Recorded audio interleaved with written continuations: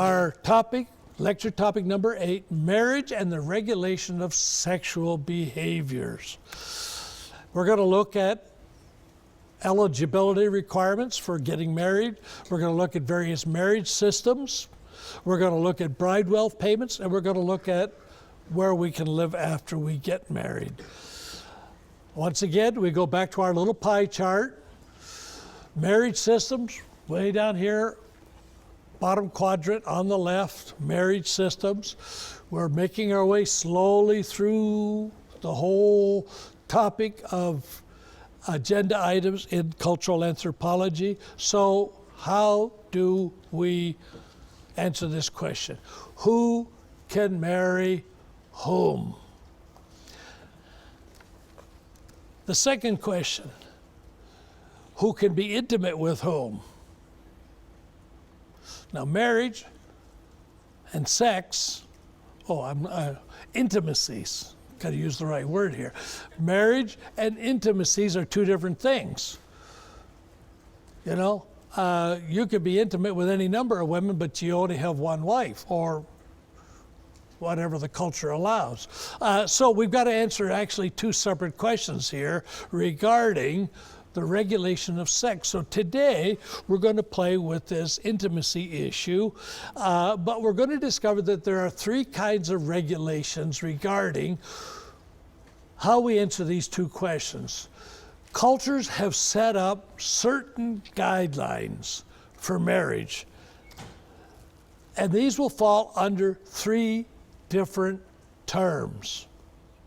All right?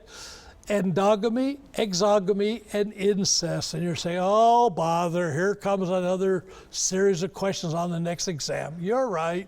I'm going to ask you, what is endogamy, what is exogamy, what is incest? And you're saying, I really don't care. Too bad, you got to know it anyway. But let's try to figure it out. What does it mean? Why is it significant? Endogamy, think of it as inside of a group. En as in in, okay? So, endogamy is a marriage requirement that says you must marry someone inside of your group. So, if we had an endogamous marriage requirement for Biola students, it could look something like this. Biola students, you cannot marry anyone. As a matter of fact, you must marry someone who is also a Biola student. So, Biola Bobs, Biola Bettys, good luck and good hunting. Because your future spouse is right here, and if you don't find them in the first 4 years, stick around for a couple more years, you know. Go to Talbot for 3 or 4 more years, you know, whatever. Stick around till you find your man, say, or your woman. You have to marry somebody from Biola. Now that's an endogamous marriage requirement. You have to marry somebody within your group, however that group is defined. Exogamy is slightly different. In exogamy, you must marry someone outside of your group. So if you've got an exogamous marriage requirement, it might look something like this. Biola students may not marry anybody who is a Biola student. You must marry somebody from Westmont or Azusa Pacific. Now, would that change the nature of our basketball games? Because instead of saying, making fun of the Westmont, we're going to be saying, hi, ooh, look at me, you know, because these are going to be your potential partners. So you've got to marry somebody outside of your group. So it's got to be, you know, a Westmonter or Cal Baptist or Vanguard or whoever. It cannot be a Biola student. As a matter of fact, your fellow Biola students are all kind of like brothers and sisters. They're not potential marriage partners. No dating on campus because they're your family. All right? So you got the picture. Endogamy inside, X outside. Outside of our group. Now, cultures have these requirements and regulations. Then there is a third standard, and it's called incest. And incest is the requirement that you may not only not marry, but you may not have sexual intimacies with anyone in this group. All right?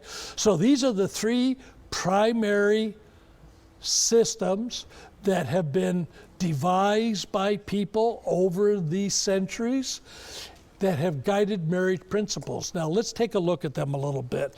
Let's look particularly at incest. That'll be primarily our topic for today. One of the things we discover is that incest regulations are found in every culture in the world. We have yet to find even one culture where men and women can have promiscuous or free sex with any other member of the society. It just does not happen. No culture, for instance, permits a son to have sex with his mother, or a father to have sex with his daughter. Every culture has guidelines for guiding incestuous relationships. Now, when you find that every culture in the world has a set of regulations, you have to say, there's something important going on here. There must be a reason why they have these regulations.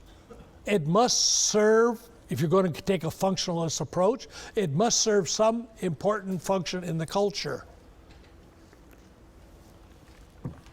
So, we look at incest regulations in various cultures. We find an interesting thing taking place. For royal families, there are sometimes exceptions, but only for the royal family. For instance, there is a very, very well-written history book called The Cousins' Wars. Now, if you're not into history, that makes no sense to you. You've never heard of the book.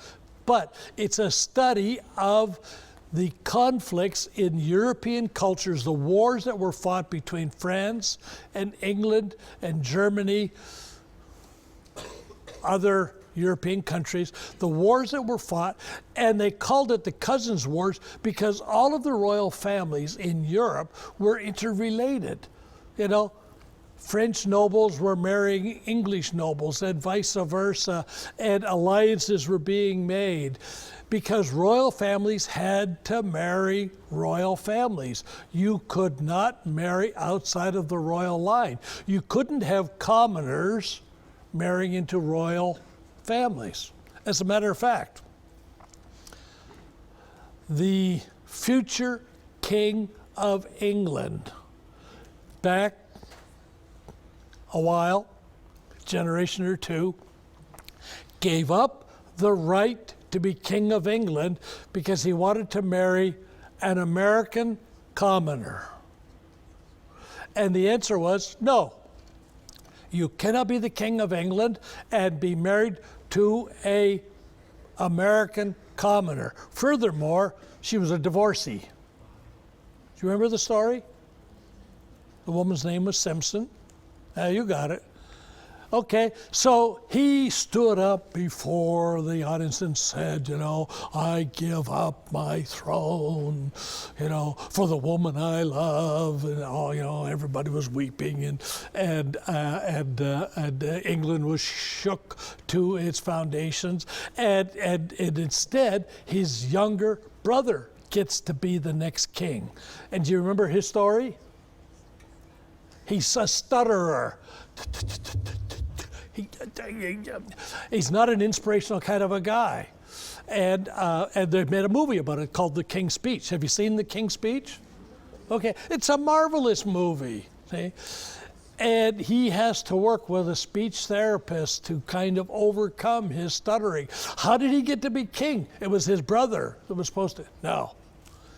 he chose Mrs. Simpson to be his wife and went off to live in the Caribbean for the rest of his life in exile. Well, okay. Royalty cannot marry commoners. You can't mix the blood. You've got to keep, so cousins marry cousins. And if there are no cousins to marry, oh my goodness, we got problems. Now, what happens when you start marrying too closely within your family?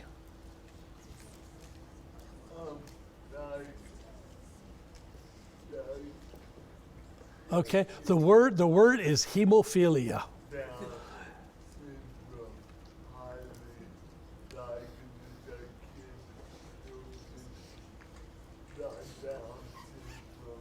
All right.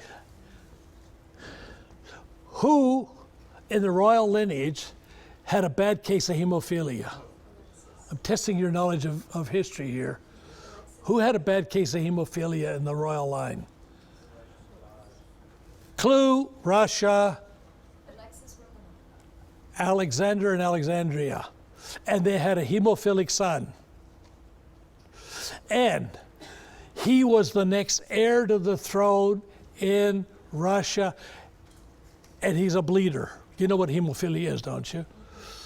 Where you get a cut or a bruise and it won't clot up. And this boy is constantly sick until they finally find a priest in the Roman or not in the Russian Orthodox Church who can heal him, and his name is Rasputin. And the whole history of Rasputin, who was as immoral and corrupt as they come, who took control through his healing abilities over the Russian family, and how the Russian nobles, I think it's an exciting story. But then again, most of you like history, but good old Rasputin, they finally decide to shoot him, and they shoot him several times, and he still won't die, so they throw him in the river and drown him, and all kinds of weird things. But, okay, royalty is accepted. Now, one of the great problems with American culture is we've accepted certain amounts of incest at the noble line, providing, of course, that they make it no closer than first or second cousins. See, we would never allow a brother and a sister in the royal family to get married. It has to be first cousins. But in Hawaii, they also had a system of exceptions for incest for the royal family. Now, the average Hawaiian could not be intimate with a family member, but the royal family could.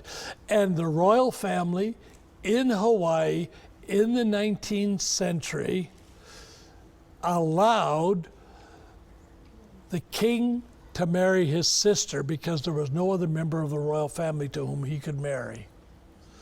And so they got married, and this really upset the missionaries. This was incest. It shouldn't be allowed. It wasn't allowed. Hawaii did not allow people just to have intimacies with anybody, only the royal family. And I'm making a big point of this because you're going to miss it on the next exam. And I'm not going to try to trick you, but remember, all cultures have incest regulations, only royalty has an exception. So, the question that we raise in anthropological study is, why? Why the need for incest regulations? How many of you are in love with your brother or sister? Gag me with a maggot. No. There's not much chance that you want to marry your brother or sister. So, anthropologists have come up with a number of reasons, and you'll read them about it in your textbook. They come up with all kinds of biological reasons. Anthropologists love socio-political reasons. They'll give you all kinds of these things. I find them all very poorly argued. So I examined this issue as thoroughly as I could, and I came up with a set of reasons that are unique to me. And I call it safety in the home reasons. And I'm going to walk you through my line of reasoning on incest regulations. Here's what I find. If you look at the biological reasons, the main goal of biological reasoning on incest is that it prevents inbreeding. It keeps people from being too closely identified with a narrow gene pool that will allow for physical abnormalities to become prominent in the culture. So we start talking about, well, there's even a song, I was tempted to play it. I Am My Own Grandfather. Have you ever heard that old folk song? Oh, it's fun song. Look it up on YouTube or Facebook or wherever, and they'll sing it. You know, he talks about everybody marrying within the family. It's kind of a hillbilly song, but preventing inbreeding, because we don't want to preserve or give too much credibility to bad genes being passed on. We want to keep the gene pool nice and wide and allow for maximum diversity. We could have socio-political reasons. And this, like I say, is a favorite of social anthropologists, because they talk about how if you can deny your young people the right to marry family members, they have to marry people from other families. As we marry people from other families, then they've got to become our friends, because we're going to share the same grandkids. And as a matter of fact, there was a strong practice of marrying your enemy. So if there was a clan from the, say, the next valley who was your enemy, the best way to make peace was to say, look, I will give my daughters to your sons, you give your sons to our daughters, let us start sharing marriages so that our grandchildren will be members of both of our groups, and we will be less prone to fight and go to war against each other. Now, this is going to become a problem for Solomon. Do you remember Solomon? He's that guy in the Old Testament, you know, he wrote a couple of books and all that sort of stuff. Well, he was the king after David, and what gets him into trouble? He takes more wives. He takes too many wives. Matter of fact, he takes hundreds of wives.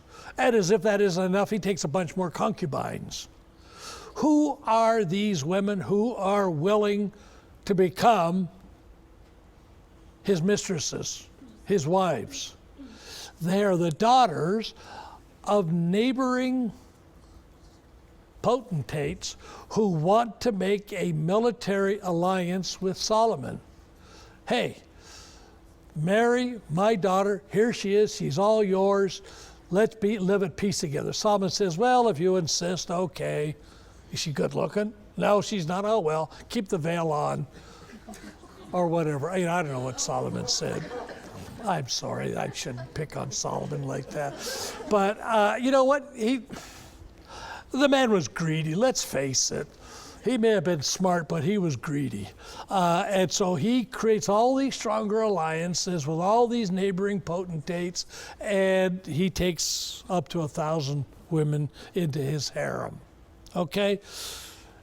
But there are lots of foundations, or lots of societies that are founded on these kinds of things. It will form more stable economic ties, because we now have more people who can become producers for the goods that we need. We can now have my daughter-in-law farming over in her family plot as well as in ours, and so if anything happens to ours, we can have that second plot, so we have more stable economic ties. there can also be what I am calling safety and security reasons. What do I mean by this?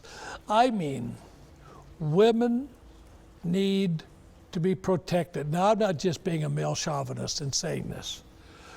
Women need protection, particularly in their homes. Women are vulnerable assets. Can I dehumanize you by calling you vulnerable assets? I'm doing it on purpose. You are vulnerable assets in an environment where men are sexual predators. All right? And I'm saying this very, very carefully. Men, if they give way to their sexual drives, become sexual predators. Men are all too willing to spread their seed wherever they can, with whomever they can. And they are prone to sexual predation. This is one of the major sources of conflict between cultures. The biggest war to break out in the Western Dani tribe took place when a group of men walking from the Bali Valley to the Alaga Valley came through the Quebari Valley and stopped to rape a lone woman up in her garden, and then beat it on to the Alaga, and that provoked a warfare that cost the lives of several dozen men, and the pillaging of villages and entire valleys. It was a battle that lasted for over 5 years. Why? Because some guys just couldn't resist raping this woman. Women need to be protected against men's sexual drives. Now, this isn't to say that women don't have their own, but there needs to be some kind of protection. So, I took a look at sexual eligibility in the Bible, okay, to find out what are the marriage rules in the Bible. And I discovered that in Adam's generation, they may have married their brothers and sisters. Big question mark, because we're not told who the women are. We're not told who Adam and Eve's children married. I'm sorry to say this, but it's, when you're recording genealogies, you record them, at least in the Old Testament way, to the male lineage. Women are not that important, with one exception. When God wants to make a point, and certain women show up in the genealogy of Jesus. And that's a very important thing. We're not going to get off into that. That's, I'll preach on it sometime, but this is not a preaching class, the role of women in the genealogy of Jesus. But did they marry their brothers and sisters? Well, let's put it down there. Now, you know what? This was a real moral issue for the Dani when we first went into the highlands of Irian Jaya, because they had myths that talked about how there were 2 brothers and 2 sisters, and how they became the originators of all of human life on the planet, and how they set up a system where they would exchange sisters, and henceforth and evermore they would continue to exchange husbands and wives across their 2 families, so that nobody ever had to marry his sister. And when we came along and said, oh no, that's not how it happened at all. It happened with just Adam and Eve. And they said, what? You mean in those days, the boys had to marry their own sisters? They said, that's horrible. Don't tell that story, Don't tell that story. We don't want our people to hear it. Then they struggled with it, and they said, ugh. But if that's really what happened, we can't suppress the real story. So they said, okay, you could tell the story, but it had to stop as quickly as possible. It could only take place in the old days. They had to establish their own rule of interpretation, because it was just so abominable to them to think about breaking down incest laws. And they had very tough incest laws in Irian Jaya. We had one guy that, I don't know, got carried away, and he had his little niece, and he was playing with her on his lap, and his hands got a little bit too familiar, and he ended up molesting the little girl. And she told her mother, and her mother told her husband, and her husband told his brothers, and they came and they found the man, and they said, "What did you do? You molested your own niece. This is the most abominable breaking of social rules and regulations affordable in our culture." And they grabbed the man, they tied him up, they lashed him to a log, or a pole, and they carried him out into the forest. And when they got out into the forest, and of course he's crying, "Oh, I'm sorry, I won't ever do it again. I don't know what I was thinking." "Yeah, you didn't know what you were thinking. We're going to give you lots of time to think."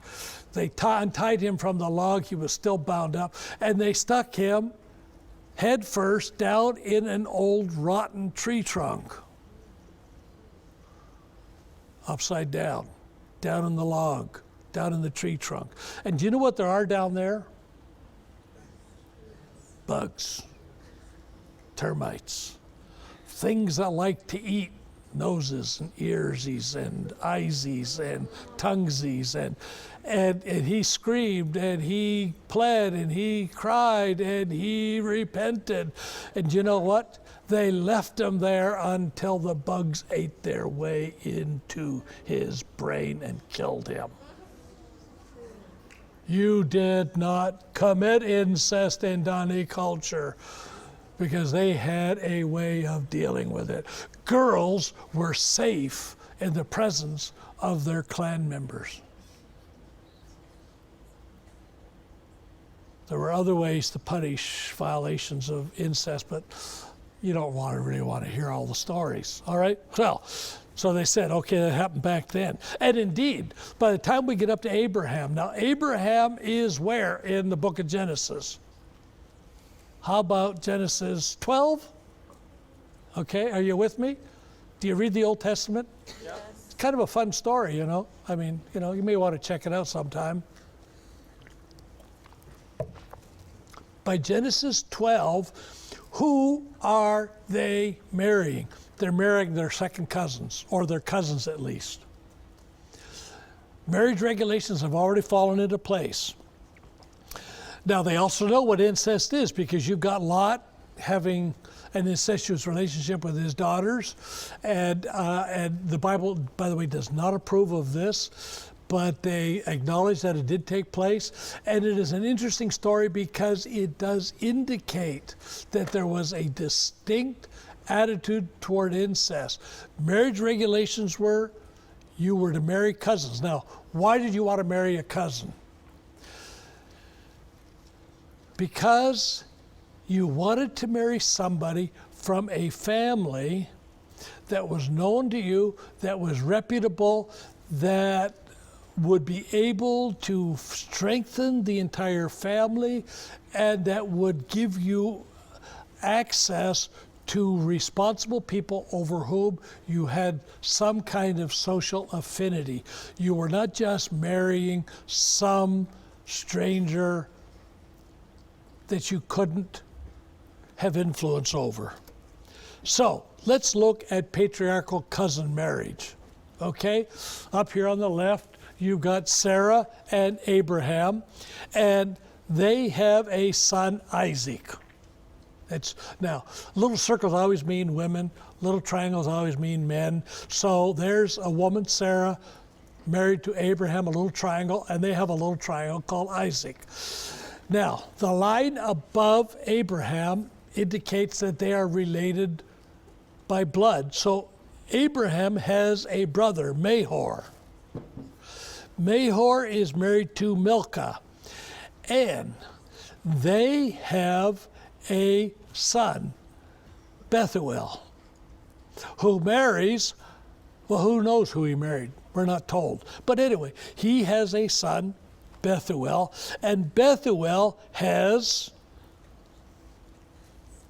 a daughter, Rebekah, and a son, Laban. And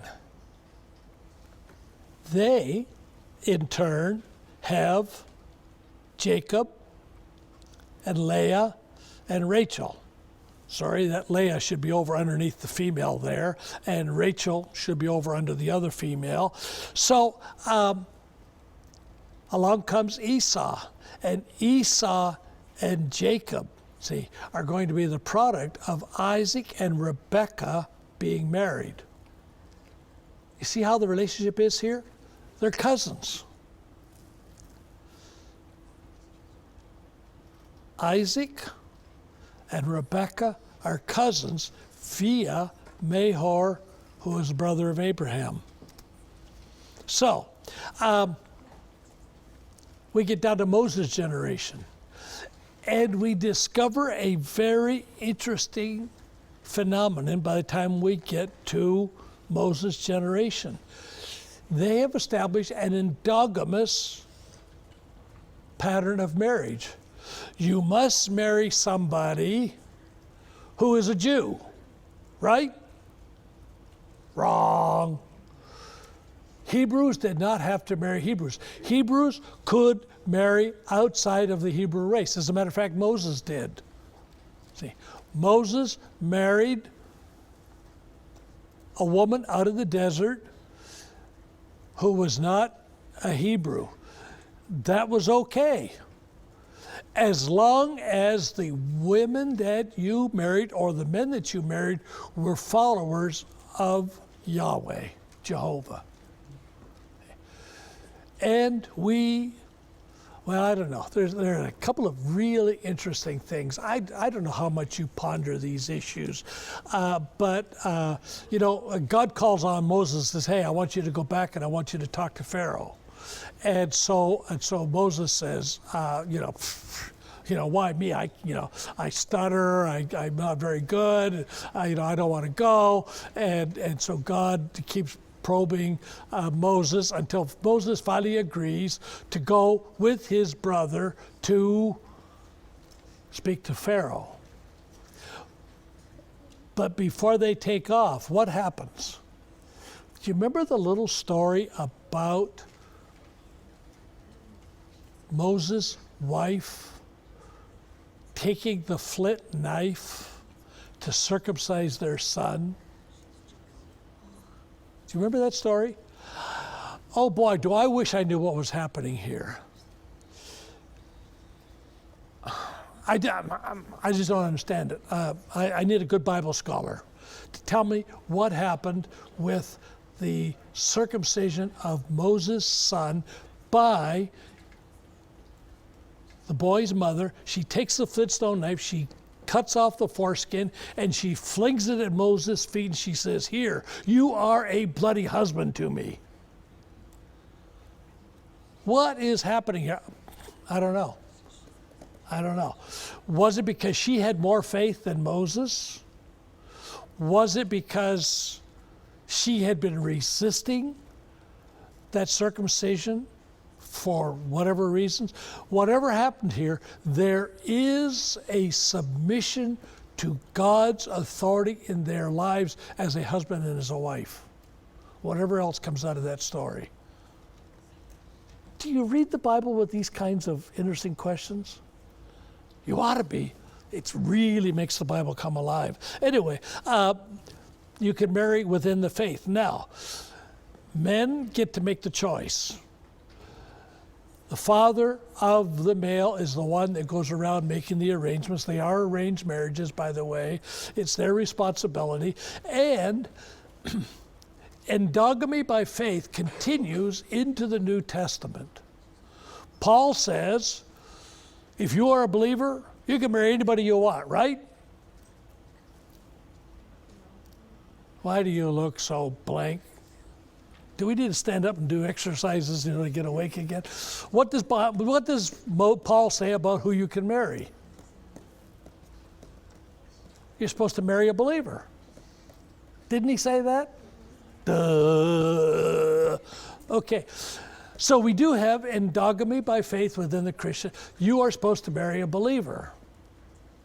He says, don't go, well, you know, what do we have to do with people who are not believers? Well, you know, we're not even on the same planet here. I admonish you to marry another believer. So that's an endogamous requirement, see, for Christians. But Moses does something else. He then goes on to define incest. And you find that in Leviticus. Now, I'm going to run through this real quick. Don't worry about I will not test you on the Levitical laws of incest, okay? I just want you to get a principle here. First, according to the Bible, and I'm going to put the person that's in focus in as O or in red, and then I'm going to put the person that's the central focus in terms of E or ego. Okay, so ego would be me. According to the Bible, I cannot have sexual intimacies with my mother or my stepmother. Okay? Secondly, I, ego, down there again, cannot have sexual intimacies with my sister or my half-sister. You see how that's all falling out there? These kinship charts are a little bit technical to read, but once you get it, it falls into place. I may not have sexual intimacies with my daughter, or my daughter-in-law, or my granddaughter. Okay? This is going to be a real problem in today's generation, where you get a lot of women getting a divorce, marrying another man, and that man then molesting his wife's daughter. Stepdaughter molestations are rampant in American culture. Absolutely forbidden in the scriptures. Okay, same thing goes with aunts on your father's side or your sister-in-laws. So you may not have intimacy with other immediate family members, either by blood or by marriage. Now that's an important observation. That's why I'm doing all of this. And then you have the same stepdaughter, her daughter, or your wife's sister. So the list is growing. Poor old ego up there is discovering there's a lot of women who are not sexually available to him. They are protected by incest laws. So, what is the purpose of incest laws in the book of Leviticus? We're never told. We're just told these are the laws. So we have to come to some conclusions on our own. I'm going to suggest some reasons. First of all, I want to note that the incest laws do not include all blood relatives. It doesn't include maternal aunts, it doesn't include nieces. And this leads me to the conclusion that the biological reasons that we don't want to get too much inbreeding is not a reason for incest laws in the Old Testament. This is not the primary focus. And it includes some non-blood relatives. And there are 7 categories of people who are prohibited from having sexual intimacies with one another, who are absolutely unrelated to one another biologically. They are related by marriage. They are still prohibited to you. Again, a second evidence to me that inbreeding is not the sole focus for incest laws. I am going to reject that conclusion. So what am I going to embrace? Well, I'm going to do what I'm calling a functionalist interpretation of incest. Functionalist, because I believe that this is the function of incest, namely, incest taboos will be instituted on all women who are most likely to live together or associate in one house. So if women have a propensity to come and live in the same tent, or who have occasion to visit one another in the same tent, those women will be covered by incest taboos, so that when they come to visit their sisters or their aunts, or when their children are playing with your children, they are under your protection against unwanted sexual behaviors. They are safe in your home. Now that's an important observation. Women need to be protected in their home so that they can let down their guard. They can wash their hair. They can run around in their pajamas. And it doesn't make them subject to sexual attack. So I conclude that the incest regulations in the Old Testament create a safe environment for women to live without fear of unwanted sexual advances. Sisters and brothers can play together without fear of sexual intimacies. This is the point of it. Now, this is my conclusion. How does that work out? Well, when we get into our generation, we discover that, again, we have a guideline from the New Testament that says we are to marry within our faith, but we can marry people from other races. Now, this is a real big jump, because this was not always held. Christians have long held to a white supremacy perspective, quite inadvertently, but nevertheless. And so cross-ethnic, cross-cultural marriages was not permitted. When I was in high school, it was illegal for me to marry a girl of Chinese ancestry. If I had fallen in love with a Chinese girl in my high school, we would have had to go to Seattle, Washington to get married. It was against the law. And it was against the law right up until the 1960s for people who were white to marry people who were black. But we also have done something very interesting. We have redefined incest from a new cultural perspective. Biola University offers a variety of biblically centered degree programs, ranging from business to ministry to the arts and sciences. Visit biola.edu to find out how Biola could make a difference in your life.